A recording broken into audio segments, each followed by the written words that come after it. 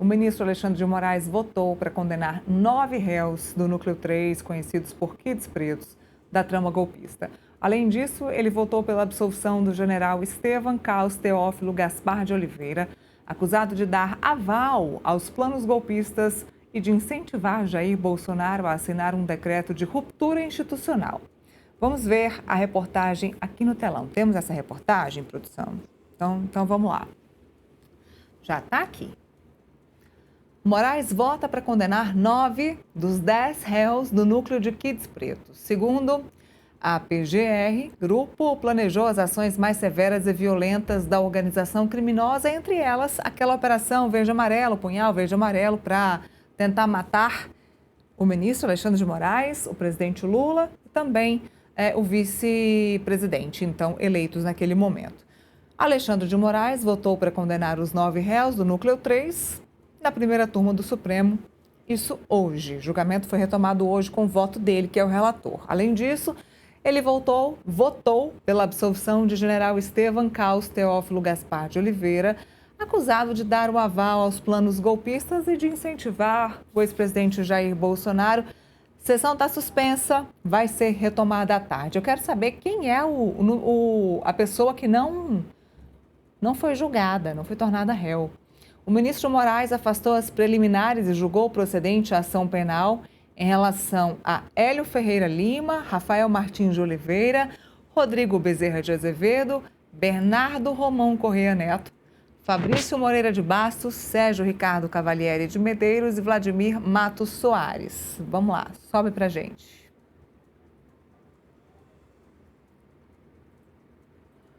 O ministro julgou de forma parcial, de forma procedente, a ação contra os réus Ronald Ferreira de Araújo, Márcio Nunes de Rezende Júnior, condenando-os apenas em relação aos crimes de incitação pública, de animosidade das Forças Armadas contra os poderes constitucionais e também o delito de associação criminosa. Tem mais. No seu voto, o relator alegou que só existe uma ação mais contundente das Forças Armadas em uma democracia após as eleições que seja lícita: o apoio integral ao resultado das eleições. Tá bom, vamos lá. De acordo com a PGR, o grupo planejou as ações mais severas e violentas do grupo. Sobe para mim, produção. Vamos tirar as aspas. Deixa eu ver se tem mais alguma informação importante no final. Bom, aqui a gente só fala sobre os crimes mesmo, já sabemos quais são os crimes, são 5, os mesmos de todos os cinco núcleos da trama do golpe. Eu venho para cá, me guiem. Então vamos lá. Temos Felipe? Vamos falar então sobre a decisão do ministro Alexandre de Moraes, um total de 0 surpresas do ministro da primeira turma do STF. Temos Felipe? Então, Felipe, julgamento do ministro, julgamento suspenso para um almocinho, que deve ser retomado à tarde. Primeira turma já julgou, então, os Kids Pretos. Kids Pretos mais um. Então, Kids Pretos mais um policial julgados. Agora falta Núcleo 2 e Núcleo 5, que é apenas o Paulo Figueiredo. Falamos muito sobre isso ontem, já sabemos que final isso vai ter. Todos os núcleos devem ser julgados ainda este ano. Também tem uma questão eleitoral muito ligada a esse julgamento. O ano que vem deve-se ter o final do julgamento do Eduardo Bolsonaro também. Ainda neste ano, agora, na verdade, na semana que vem, deve ter, se não na semana que vem, na próxima, talvez, de fato, a prisão de Jair Bolsonaro. Temos um recurso do recurso, né, o embargo do embargo, que pode ser feito em breve. Saiu ontem, foi ontem ou foi hoje? Saiu o acórdão, né, hoje, então me corrigindo aqui, foi hoje. Saiu hoje o acórdão dos recursos que foram apresentados pelos réus do Núcleo 1. Então, Jair Bolsonaro e os outros 6 réus, porque Mauro Cid está a parte de tudo isso, tem aí um prazo para apresentar os outros embargos de declaração. Depois disso, o Alexandre de Moraes e os outros ministros da turma entenderem que não são protelatórios, Ainda tem um prazinho, se tiver embargos infringentes, a gente acredita que esses embargos infringentes não serão aceitos pelo Supremo, aí sim, Bolsonaro deve ser preso. O que a gente escuta de bastidor é que essa prisão deve acontecer no final da semana que vem. Os aliados dizem que deve acontecer na semana que vem. Então temos apenas núcleo 3, núcleo 5 ainda para ser julgado, deve terminar tudo ainda este ano, Jair Bolsonaro deve ser preso, ou seja, Alexandre de Moraes vai conseguir a foto de todos os núcleos presos ainda este ano. A foto do que ele quer mesmo vai acontecer ainda este ano. Depois, quando as defesas entrarem, recorrerem, pedirem para que Jair Bolsonaro volte para a prisão domiciliar, isso é uma outra história. Conseguir a humilhação de fato, conseguir a foto de Jair Bolsonaro indo para a Papuda, isso ele conseguiu. Voltando aqui para os nossos kids pretos, mais um, o relator Alexandre de Moraes já entendeu que eles são culpados. O julgamento volta agora à tarde, depois do almoço. Falei muito. Em resumo, todos culpados. Não, exatamente, né? Mas era algo esperado, né? Era muito difícil, né? O STF, o Alexandre de Moraes, ter decidido que quem planejou o crime era culpado, né? O núcleo um, e os outros que divulgaram fake news, né? O núcleo 2, tentaram executar de fato o plano, né? Punhal verde e amarelo, núcleo 3, o núcleo 4 e o núcleo 5 seria inocente, né? Então não surpreende, né? O Alexandre de Moraes ter decidido que 9 dos 10 réus são condenados por tentativa de golpe de Estado. O que surpreende é ter deixado de fora o general Estevão Teófilo, né?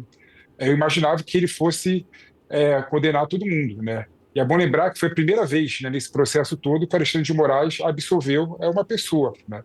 E ao que tudo indica, ele absolveu da forma correta, porque o Teófilo, é bom lembrar, ele estava sendo acusado por incentivar o Jair Bolsonaro em assinar o decreto de golpe, né, o tal decreto de estado de sítio, e também deu aval a tal plano de golpe de Estado. E a única prova que tinha no processo todo contra o Teófilo eram as palavras do Mauro Cid. Como a Procuradoria da República não teve o condão de formular nenhuma outra prova, o Alexandre de Moraes, de forma acertada, nesse caso específico, entendeu que não há prova definitiva para condenar o general Estevão Teófilo, né? Já que a única prova que tinha era a palavra do Mauro Cid. Então, em relação a esse fato, foi a primeira vez, é bom lembrar, bom destacar, né, que o Alexandre de Moraes absolve alguém na tal trama do golpe. Em relação, né, ao recurso e ao processo do Núcleo 1, né, que está incluído o Jair Bolsonaro, é bom lembrar, Neila, que eu não acredito que semana que vem o STF vai ter a finalização do julgamento do Núcleo 1. Até porque é bom lembrar, né, que ainda cabem mais recursos, né, declaratórios, né? Tudo bem que podem falar, poxa, mas tem grande chance do Alexandre de Moraes entender que esse recurso ele é protelatório, né? Estão querendo ganhar tempo, né, em deixar o ex-presidente Bolsonaro solto, assim como os ministros e os aliados próximos a ele que estavam sendo processados no Núcleo 1, né? Mas eu não acredito que o STF vai tomar essa medida. É bom lembrar que a decisão, o acórdão do STF em relação ao Núcleo 1 tem quase 2.000 páginas, né? 2.000 páginas. É óbvio que em 2.000 páginas tem alguma obscuridade, alguma omissão, alguma contradição. Então eu vejo com naturalidade num documento de 2.000 páginas que tenha 2 até 3 embargos de declaração tentando deixar o acórdão o mais correto possível. E eu creio que o Alexandre de Moraes irá aceitar, sim, né, o embargo de declaração interposto pela defesa. E é bom lembrar que tem 5 dias para entrar com o embargo de declaração. Então a defesa vai ocupar, sem sombra de dúvida, todo o prazo, né? Vai entrar na semana que vem, né, com os embargos de declaração. Então dificilmente o STF vai ter agilidade para julgar em 1 ou 2 dias, né, os novos embargos de declaração. E cabe também, é bom lembrar, né, os tais embargos infringentes. Claro que a gente sabe, né, que o STF tem um entendimento de que só cabe embargos infringentes quando tem divergências de dois ministros na turma. E a divergência foi de um ministro só.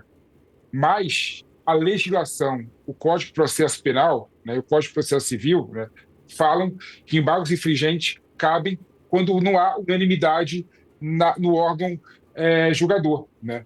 Então não fala em um ou dois ministros, fala que não há unanimidade, não houve unanimidade.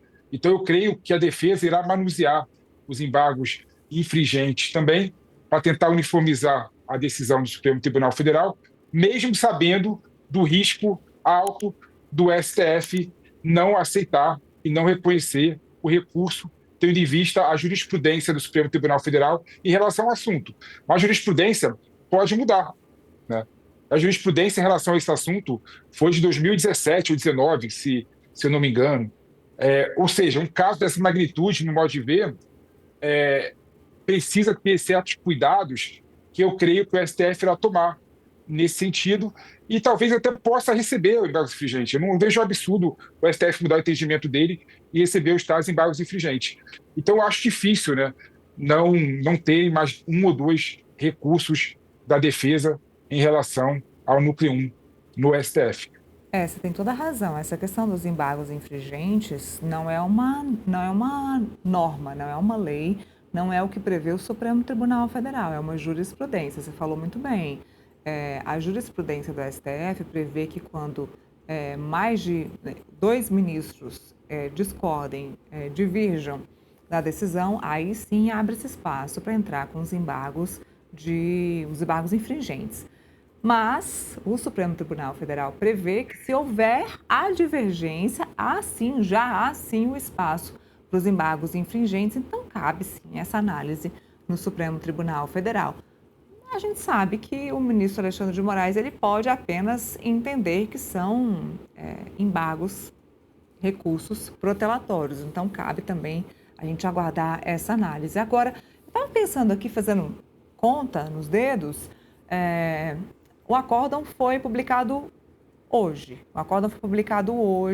A partir de amanhã, a defesa tem 5 dias.